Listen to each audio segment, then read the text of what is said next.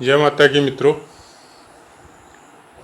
आज बात करते हैं सूर्य के कारक तत्व की। सूर्य कौन कौन से कामों के कारक होते हैं या सूर्य से संबंधित जातक किस तरह का हो सकता है और सूर्य से हम लोग क्या क्या जान सकते हैं। हालांकि गोचर में अगर ग्रहों की बातें करें तो सूर्य तो प्रत्यक्ष दर्शन है सबके लिए। हम लोग आराम से तारामंडल में जो सबसे बड़े सूर्य ग्रह है उनको नंगी आंखों से भी देख सकते हैं और उनके विषय में बहुत कुछ पुराणों में, बहुत कुछ कथाओं में, वेदों में बहुत कुछ बताया गया है और हम लोग बहुत कुछ जानते हैं उसके बारे में। लेकिन जब ज्योतिष का क्वेश्चन आता है और वहाँ पे जब हम लोग देखते हैं कि सूर्य मेरे इस भाव में है तो मैं किस तरह से अपना जीवन यापन करूं, या मैं कैसा हो सकता हूं, या मेरे घर का बच्चा कैसा हो सकता है, कौन से संस्कार देने जरूरी है जिसकी वजह से उसका जो बल है उसमें बढ़ोतरी हो। जहाँ तक ज्योतिष शास्त्र का विषय है या मेरा अपना जो एक्सपीरियंस है, आपकी कुंडली में सूर्य चाहे कैसे भी भावों से कनेक्ट हो, कौन सी भी राशियों में बैठे हो, कौन से भावों में बैठे हो, उससे ज़्यादा सूर्य को अगर हम लोग बलवान करें तो शायद बहुत कुछ हम लोग अपने जीवन में, इसी जीवन में प्राप्त कर सकते हैं। बलवान करने के तरीके भी बहुत हैं जो वेद शास्त्रों में वर्णित भी है और आम इंसान भी जानता है। अब समय की भागदौड़ ऐसी है कि अपनी दिनचर्या को हम लोगों ने ऐसा बना लिया कि उसकी सुबह की जो अमृतमयी किरणें हैं वो हम लोगों के शरीर पे आती नहीं है। आती कब है? जीवन को झुलसाने वाली धूप दोपहर की, या बहुत थोड़ी बहुत मौका मिल जाए तो शाम के समय, अस्त होते समय की। जब तक सनराइज की किरणें अपने शरीर पे नहीं लगेगी, क्योंकि पूरे सिस्टम जो बॉडी का स्ट्रक्चर जो हम लोगों का है वो सूर्य से बहुत ज़्यादा प्रभावित होता है और जितने भी पॉजिटिव हार्मोन है बॉडी में वो सब सूर्य के कारक है और सूर्य से ही ऊर्जा ग्रहण करते हैं। हालांकि पूरा विश्व या जड़ या चेतन सब सूर्य से ही ऊर्जा ग्रहण करते हैं, लेकिन जीवों के ऊपर विशेष इफेक्ट सूर्य का होता है। कार तत्व की अगर बात करें तो आत्मा जो हम लोग बोलते हैं ना, हम लोगों की आत्मा के भोग की वजह से हम लोगों के शरीरों का निर्माण हुआ कि कुछ काम जो छूट गए थे इस जीवन में तो फिर वो दूसरे जीवन में मिले, फिर तीसरे जीवन में मिले। इस तरह अनंत हम लोगों का जीवन चलते रहता है और उसी भोगों की वनिस्पत हम लोगों को नया नया रूप या नया नया शरीर, चाहे जानवर का हो चाहे इंसान का हो, मिलते रहता है। ये दर्शन है हम लोगों के हिंदू शास्त्रों का। उसके अलावा भी जितने भी धर्म ग्रंथ हैं और जो भी दूसरे धर्म से कनेक्ट है उनमें भी सूर्य का अपना एक महत्व है। उसके बिना उन लोगों का ज्योतिष भी पूरा नहीं होता। पश्चिम देशों में तो जिसको यवन ज्योतिष बोला जाता है वो तो पूरा का पूरा केंद्रित ही सूर्य पे। तो सूर्य को अगर हम लोग इस तरह से ट्रीट करें कि आज सुबह जैसे आप उठते हैं तो आपको, किसी की आदत होती है सुबह पहले वो चाय पिएगा, किसी की आदत होती है पानी पिएगा, या किसी की आदत होती है वो सुबह उठ के ही सबसे पहले कुछ खाएगा ही, चाहे वो बिस्कुट ही खा। तो उसी दिनचर्या में अगर हम लोग इसको ऐड कर ले कि सुबह उठते ही चाहे 2 मिनट ही हो हम लोग सूर्य की रोशनी में खड़े होंगे तो शायद बहुत कुछ दवाइयों से, बहुत कुछ जो चिंताएं हम लोगों के दिमाग में घेरे रहती है उससे मुक्त हो सकते हैं हम लोग। अब बात करते हैं कारक तत्व की सूर्य की, तो आत्मा, शक्ति, बल, गर्मी, अग्नि, शिव पूजा, धैर्य, राज्य, डरपोक, संतान का सुख, मनुष्य लोक, पेट, उत्साह, वन, आँख, वन में भ्रमण, राजा, यात्रा, व्यवहार, पित्त, जो शरीर में वात पित्त कब बनते हैं उनमें पित्त के ऊपर, वृत्त की या आकृति मतलब गोल आकृति, नेत्रों की बीमारी, मन की पवित्रता, देशों पे या देश पे शासन, सिर के रोग, मोती, आकाश का स्वामी, कद में थोड़ा छोटा, पूर्व दिशा का स्वामित्व भी सूर्य को ही प्रदान है, तांबा, रक्त, राज्य, लाल कपड़ा, नदी का किनारा, मूंग, मध्याह्न में बलि, जैसे दोपहर में बलि होता है, दीर्घ समय तक का क्रोध, शत्रु को पकड़ना, सात्विक, लाल चंदन, शत्रुता, और मतलब अच्छा हट्टा कट्टा शरीर जो न मोटा हो न पतला हो। शुरू से हम लोग छोटी छोटी बातों को अगर विस्तार रूप में दें तो सूर्य देव के ऊपर तो पूरा ही शास्त्र भी रचा हुआ है।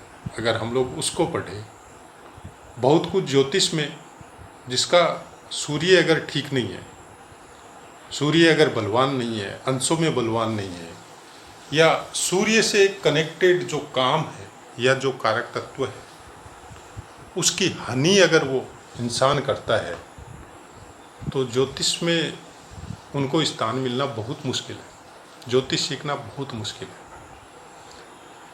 ज्योतिष के लिए सबसे ज़्यादा ज़रूरी जिसको बोला जाता है, कौन क्या बोलता है मैं नहीं जानता, मैं मेरा एक्सपीरियंस बता रहा हूँ। सूर्य के बिना ज्योतिष आना ही मुश्किल है, क्योंकि ज्योतिष जो ज्ञान है, जो वेदों की आँख है, हर शास्त्र में यही बताया गया है कि ज्योतिष के बिना आप शास्त्रों का जो अध्ययन करते हैं, अध्ययन तो कर लेंगे लेकिन उनको समझना बहुत मुश्किल है। और वो ज्योतिष का ज्ञान सूर्य के नेत्र के बगैर मिलना मुश्किल है। सूर्य आत्मा का कारक है, आत्मा में आपका हर जन्म का बायोडाटा फीड। जब इंसान सूर्य को बलवान करता है या प्रारब्ध के द्वारा, अच्छे कर्मों के द्वारा, उसका पहले से ही सूर्य बलवान है, या संस्कारों के द्वारा कि उसके घर में सूर्य से संबंधित संस्कार इतने प्रबल है कि जिस घर में अगर उसका जन्म हो गया और बचपन में अगर सूर्य उसका ठीक भी नहीं है तो भी उन संस्कारों के द्वारा इतना प्रबल हो गया उसका सूर्य, उसी के बल पर वो उन्नति करते जाता है। सूर्य प्रधान इंसान आप देखे होंगे कहीं पे भी जब जाते हैं या आते हैं या बैठते हैं या बातें करते हैं, उनकी वाणी में एक तरह की गूंज होती है, आपको मतलब प्रभुत्व वाली वाणी मिलेगी उनकी, और बड़ी ज़बरदस्त वॉइस होगी, आपके कानों में बहुत देर तक उनके जाने के बाद भी वो गूंजती रहेगी दिमाग में। और कोई ऐसी कोई फालतू की बातें या बिना मतलब की बातें करके आपको नहीं बोल के जाएंगे, जो फिक्ट होगा, जो सही होगा वही बोल के जाएंगे। बिना मतलब की बातें, आपको लुभाने वाली बातें या आपको अपनी तरफ करने वाली बातें, अगर ऐसा कहीं पे होता है जो आजकल हम लोग सब जगह देखते हैं, उसमें राहु का पुट मिलेगा। राहु और बुध का युति या कोई दृष्टि या उनका कुंडलियों में इस तरह का योग मिलेगा कि उसी के द्वारा वो लोग बहुत उन्नति कर लेते हैं। मतलब क्या हुआ इसका? मूर्ख बना के। सूर्य कभी किसी को मूर्ख नहीं बनाता। हाँ, सूर्य प्रधान व्यक्ति मूर्खों के बीच नहीं बैठता और मूर्खों को ज्ञान भी नहीं देता, चुप रहेगा, अपना रास्ता अलग रखेगा, आपसे दुश्मनी भी नहीं रखेगा तो आपसे दोस्ती भी नहीं रखेगा। लेकिन ये बात सही है कि अगर आपने उसका कुछ बुरा या उनके अपनों का कुछ बुरा किया तो फिर आपको वो छोड़ेगा नहीं। वो दुश्मनी ये नहीं होती है उसकी कि चलो छोड़ो मिट्टी डालो हो गया, नहीं। सूर्य की दुश्मनी लंबी चलती है और जब तक वो निकालेगा नहीं, उसको हो सकता है कोई कारणवश बाकी ग्रह सपोर्ट नहीं कर रहे हो, परिवार समाज सपोर्ट नहीं कर रहा हो और वो आपको रिप्लाई नहीं दे सक रहा हो, लेकिन उसकी आत्मा में हमेशा आपके लिए मतलब तकलीफ ही रहेगी। जब भी वो ईश्वर की या शिव या भगवान की पूजा करेगा तो वो भूलेगा नहीं। इसको आप बद्दुआ समझ सकते हैं। अच्छे जितने भी ऋषि मुनि हुए हैं या जितने भी साधक हुए हैं बड़े बड़े, उनका सबका सूर्य बलवान है। और आज भी जो समाज में वो आपको फेमस नहीं मिल सकते हैं, वो आपको ज़्यादा कोई ओहदे पे या ऊंचे पद पे हो सकता है नहीं मिले, लेकिन जिनकी आत्मा जागृत होती है या जिनका सूर्य बलवान है, उनकी आत्मा बहुत जल्दी जागृत होती है। वो जानते हैं कि ये काम गलत है और ये काम सही है। सूर्य से संबंधित जातक भूलवश, कोई कारणवश या उसको पता नहीं है, उसकी वजह से अगर किसी का बुरा भी कर दिया तो प्रायश्चित स्वरूप आपसे तो माफ़ी मांगेगा ही मांगेगा। वो हमेशा जिंदगी में आपके प्रति ईश्वर के सामने आराधना करेगा, प्रभु उसका भला करना, आज मेरी वजह से उसका बुरा हो गया।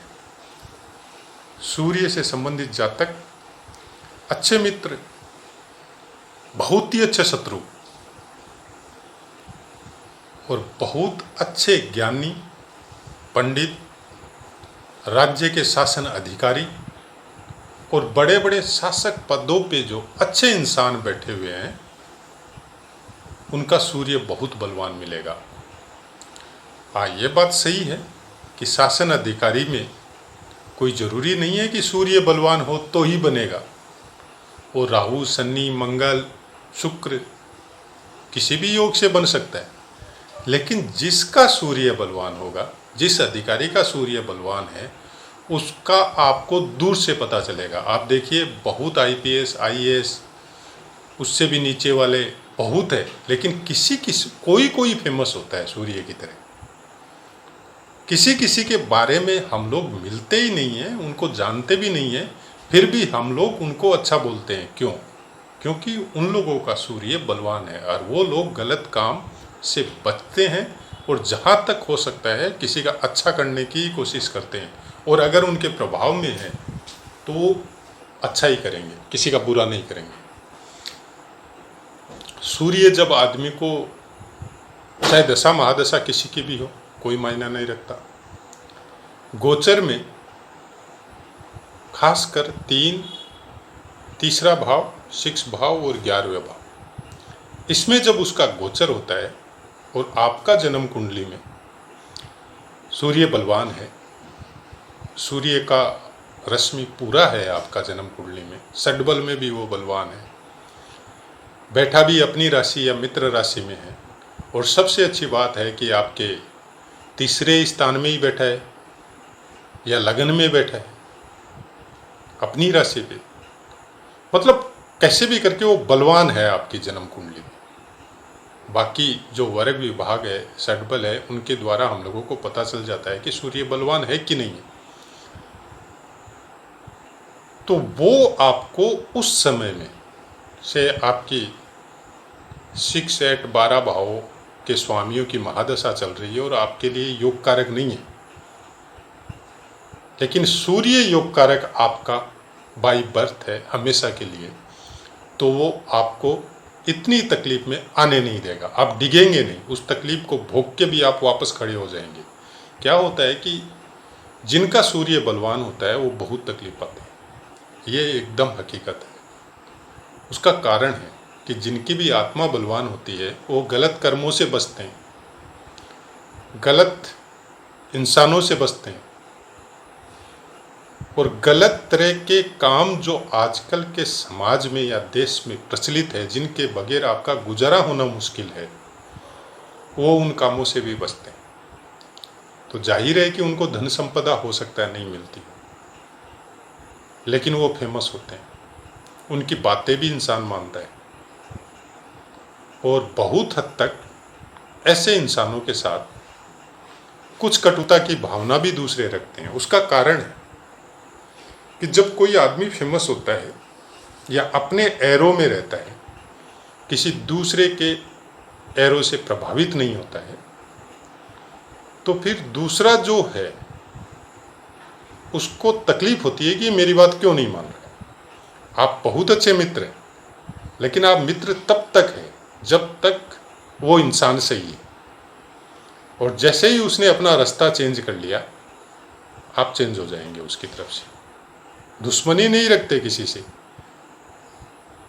लेकिन वो विचारों का जो टकराव है वो हमेशा रहता है। उस समय में आप ये नहीं देखेंगे ये मेरा भाई है, या ये मेरा पिता है, या ये मेरा दोस्त है, या कोई रिलेटिव है। नहीं, अपने विचारों के साथ आप कॉम्प्रोमाइज़ नहीं करते। उसका कारण भी है, वही विचार आपको बुलंदियों के शिखरों तक लेके जाती है। बहुत से ऐसे अपने देश में राजनेता हुए हैं या विदेशों में भी हुए हैं जो बहुत फेमस थे, और जनता के लिए बहुत अच्छे अच्छे काम जिन्होंने किए, जनता के लिए या जो गरीब है, जो वंचित तबके के हैं, उनके लिए बहुत कुछ किया उन लोगों ने।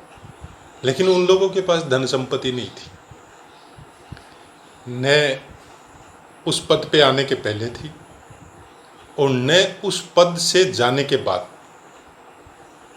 मतलब इन लोगों ने धन संपत्ति के लिए कभी गलत काम नहीं किया। चाहे आप मतलब बोलते हैं ना आदमी, हम लोग किसी को बोल सकते हैं कि गलत काम किया इसलिए धन संपत्ति आई, या ये पद पे है इसलिए इनके पास पैसे की क्या कमी है। एक्चुअली सही आदमी का जब पता करना हो किसी का भी आपको जीवन में, ये एक प्रैक्टिकल चीज़ है, तो आप उसको कुछ पावर दे दो और फिर देखो वो पावर का कैसे यूज करता है। उस समय उसकी जो असलियत है वो सामने आ जाती है। पावर का यूज होने से ही इंसान का पता चलता है कि ये आदमी किस तरह का है। और सूर्य बलवान वाले इंसान को आप चाहे पावर दो या चाहे मत दो, उसको कोई फर्क नहीं पड़ता। वो जिस स्केल में जिस स्टेज पे है वहाँ वो भलाई करेगा, चाहे आप ऊपर वाले स्टेज दो चाहे वो नीचे वाले स्टेज में रहे। वो अपना घर में या खुद तकलीफ पाके भी दूसरे का भला करेगा। और सबसे बड़ी बात तो ये है कि सूर्य बलवान वाले आदमी के पास अगर कोई बैठता है ना, तो उसका नेगेटिविटी खत्म हो जाता है, क्योंकि सूर्य बलवान वाला इंसान कभी नेगेटिव नहीं होता, वो हर परिस्थिति में पॉजिटिव रहता है। आप उसको जंगल में छोड़ दो, उसका मन लग जाएगा। वनों में, जंगलों में, पहाड़ों में सूर्य की मेन जगह है, वहाँ पे वो बहुत शांति महसूस करेगा। मतलब सूर्य इंसान नेचुरलिटी के नज़दीक रहता है। उसको कोई फर्क नहीं पड़ता है कि आप क्या खा रहे हैं, कैसे रह रहे हैं, ऐश के भोग के संसाधन हो या नहीं हो। ज्ञान होना चाहिए। आत्मा में प्रज्वलित जो ज्योति है, जिसको आत्मा बोलते हैं हम लोग, वो जलती हुई रहनी चाहिए, वो बुझनी नहीं चाहिए। किसी भी इंसान का अगर सूर्य अंशबली नहीं है, ज़्यादा डिग्री पे नहीं है, तो मेरी राय है सुबह आप सूर्योदय के पहले या उसके साथ साथ उठें, या फिर सोना इस तरह से चालू करें कि जैसे ही सूर्य उदय हो आपकी खिड़की में उसका प्रकाश आ जाए और आपको उठना पड़ जाए। आप धर्मानुसार उसको कलसी या उसको जल समर्पण या उसकी पूजा आप करते हो नहीं करते हो, यह आपकी मन स्थिति पर निर्भर है। मैं इतना कोई लंबा चौड़ा विधान बता के आपको भ्रमित करना भी नहीं चाहता, क्योंकि हर ग्रह की या जन्मपत्री की या वेदों की, पुराणों की सब चीज़ें निर्भर है देश काल परिस्थिति के हिसाब से। जब इंसान 10, 11 बजे, 12 बजे सोएगा तो सूर्य उदय के समय नहीं उठ सकेगा। लेकिन कोशिश अगर हम लोग करें तो हम लोग दिनचर्या में थोड़ा सा परिवर्तन कर सकते हैं। अगर आप शुरू में नहीं उठ सकते तो आप ऐसी जगह में या ऐसे कमरे में सोइए कि सूर्य की रोशनी सुबह पहले आए। उससे क्या होगा, आपकी बॉडी में थोड़ी सी सूर्य की रश्मियाँ पड़ेगी उगते हुए सूर्य की, और उसकी वजह से आप उठेंगे तो फिर सामने सूर्य देव के दर्शन होंगे। मैं ये नहीं बोलता आप उसको प्रणाम करो, उसको जल धारा दो, ये आपकी मन स्थिति है, आप दो बहुत अच्छा है, लेकिन कम से कम उसकी उगते समय, सनराइज के समय में उसके सामने आप 1 मिनट से लेके 10 मिनट तक जो आपकी इच्छा हो, ज़्यादा देर बैठे तो बहुत अच्छी बात है, कम से कम उसके सामने बैठो, अपनी बॉडी पे, अपने मस्तिष्क पे, अपनी आँखों पे उसकी रोशनी पड़ने दो। आप देखते हैं विदेशों में सनबाथ होता है, सूर्य की रोशनी में जाके वो लोग ज़मीन पे लेट जाते हैं, शरीर पे जितने कम वस्त्र वो रख सकते हैं उतने रख के। क्यों? क्योंकि सूर्य की रोशनी चाहिए। उन लोगों को ये नहीं बताया गया है कि सूर्य आपके हर द्वार खोलता है, खाली शरीर के नहीं, वो आत्मा के द्वार भी खोलता है। उनको केवल ये बताया गया है कि आप सूर्य की रोशनी खाओगे तो आपकी एंटीबॉडीज जो है बॉडी में वो डेवलप होगी, रोगों से लड़ने की क्षमता आप में विकसित होगी। उसी के लिए वो लोग ऐसा करते हैं। लेकिन उनके साथ साथ बहुत कुछ होता है। आज जो भी इंसान है वो बहुत ज़्यादा दिमाग में जब आगे बढ़ता है, संपन्न होता है, खुद संपन्न होता है, परिवार को संपन्न करता है, फिर गांव समाज और देश को संपन्न करता है, उसका कारण है सनबात।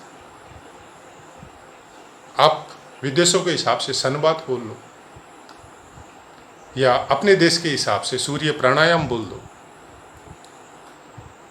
लेकिन हर क्षेत्र में सूर्य की महानता है, हर ज्ञान में सूर्य की महानता है।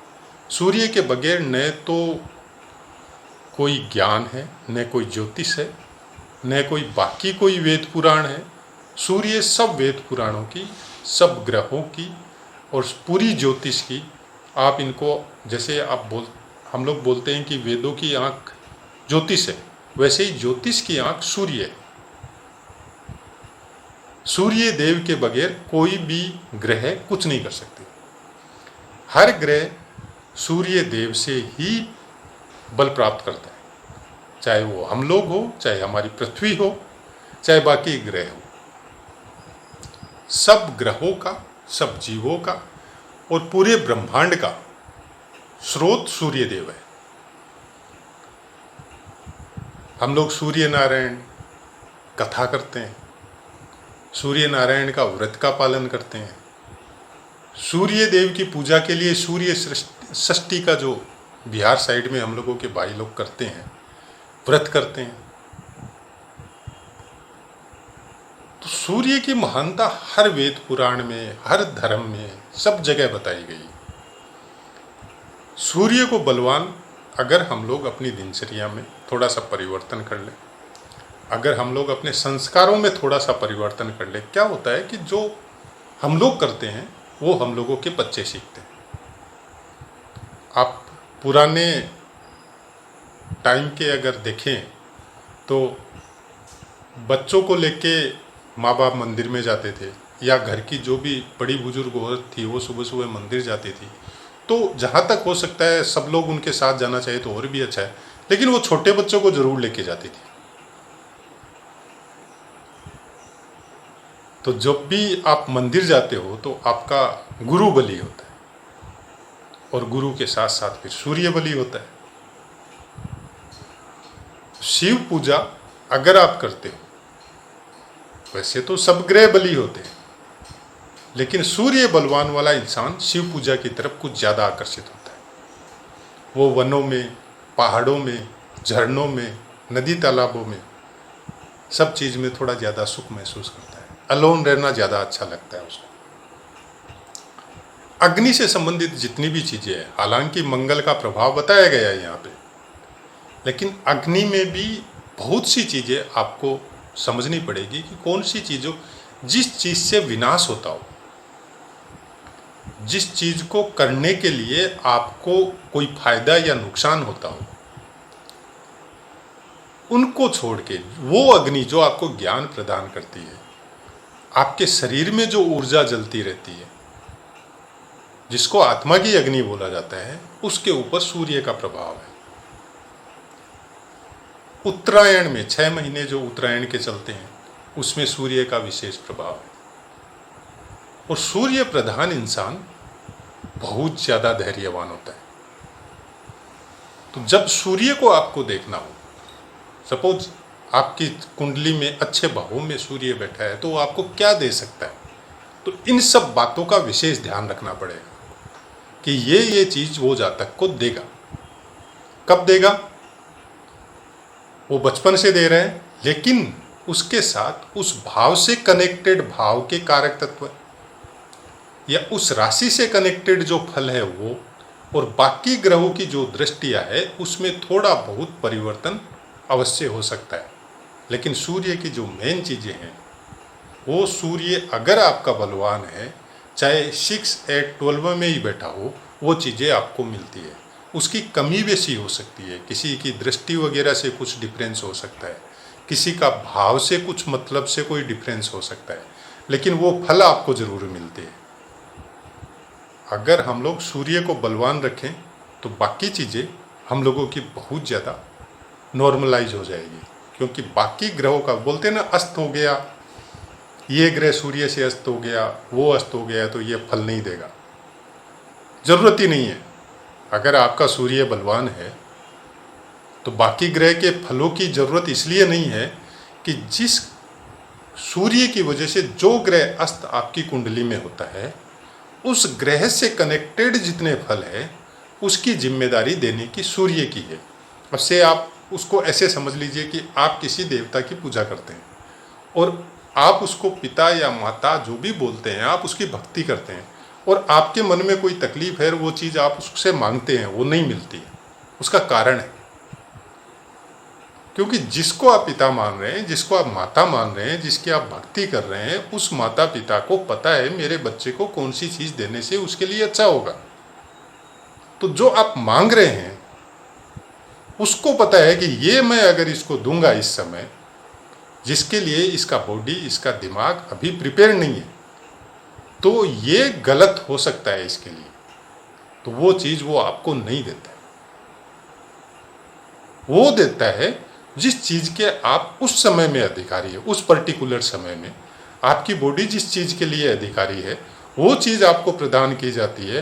वो भक्ति भावना या वो पूजा निष्फल नहीं जा रही है, उसका फल मिल रहा है आपको, लेकिन उस चीज़ में मिल रहा है जहाँ आपकी वो ज़रूरत है, वहाँ नहीं मिल रहा है जहाँ आप चाहते हैं।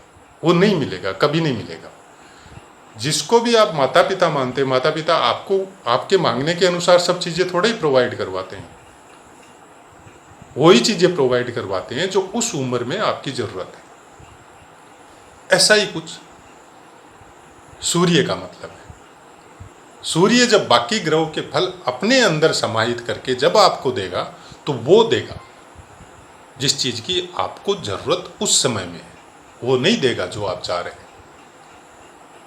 तो आशा है मित्रों, बहुत है सूर्य, मतलब ये वीडियो भी मेरा ज़्यादा ही लंबा हो गया, इतना वीडियो मैं बनाता नहीं, लेकिन उसका कारण है।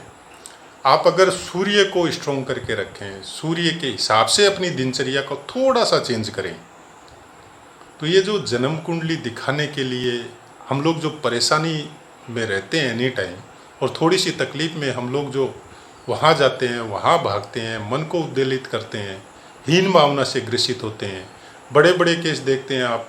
अच्छा, मतलब बच्चा लास्ट ईयर में पढ़ रहा है, थोड़ा सा कोई प्रॉब्लम हो गया, सुसाइड कर लिया, या बहुत अच्छी स्टेज पे एक्टर जाके वहाँ सुसाइड कर लेता है। ये सब है सूर्य की कमजोरी या कमी, उसके अंशों की या उसके पावर की। अगर सूर्य बलवान है तो आदमी खराब से खराब परिस्थिति में भी ऐसे कदम नहीं उठाता। वो अपने कर्म और अपने कर्तव्य का पालन करता रहेगा, बाकी सब कुछ हरी इच्छा पे छोड़ेगा, उसका जो इच्छा है वो करेगा, लेकिन वो कभी माइनस थिंकिंग में नहीं आएगा, नेगेटिव थिंकिंग में नहीं आएगा। तो मित्रों, वाणी को विराम देता हूँ। आशा है आपको समझ में आया होगा। जय माता की।